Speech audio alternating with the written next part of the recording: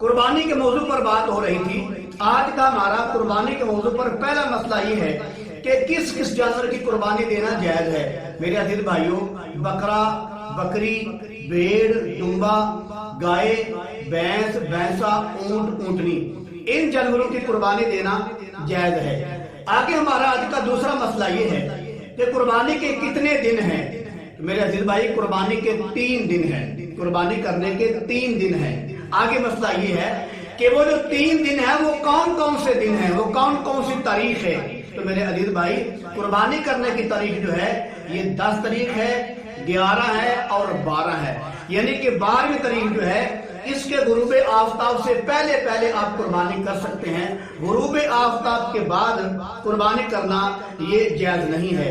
لہذا قربانی کے کرنے کے 3 دن ہیں، 3 تاریخیں ہیں، 10، 11 اور 12ویں تاریخ۔ 12ویں تاریخ کے غروب آفتاب سے پہلے آپ قربانی کر سکتے ہیں۔ آگے مسئلہ یہ ہے کہ جانور ذبح کرتے وقت کون سی تکبیر پڑھنی چاہیے۔ تو میرے عزیز بھائی، وہ جو مشہور تکبیر ہے بسم اللہ اللہ اکبر، یہ پڑھنا سنت عمل ہے۔ اور یہ بھی پڑھ سکتے ہیں قل ان صلاتی و نسکی و محیای و مماتی للہ رب العالمین، اور یہ بھی پڑھی جا سکتی ہے انی وجہت وجہی للذی فطر السماوات والارض حنیفا وما انا من المشرکین۔ آگے مسئلہ یہ ہے کہ جانور ذبح کرنے کے بعد بھی کوئی دعا ہے۔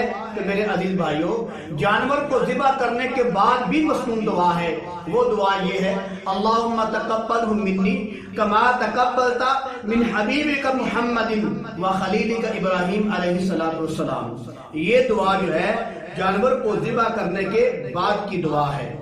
آگے مسئلہ یہ ہے کہ ایک قربانی ہے، ایک قربانی کے اندر کئی لوگوں کو ثواب کے اندر شریک کیا جا سکتا ہے کہ نہیں۔ تو میرے عزیز بھائیوں، ایک آدمی ایک قربانی دیتا ہے، اس قربانی کے اندر کئی لوگوں کو اس کے ثواب میں شریک کر لیتا ہے، تو شریک کرنا جائز ہے۔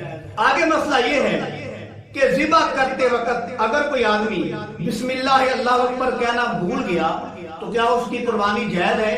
تو میرے عزیز بھائی، اگر وہ بھول گیا ہے تو قربانی جائز ہے۔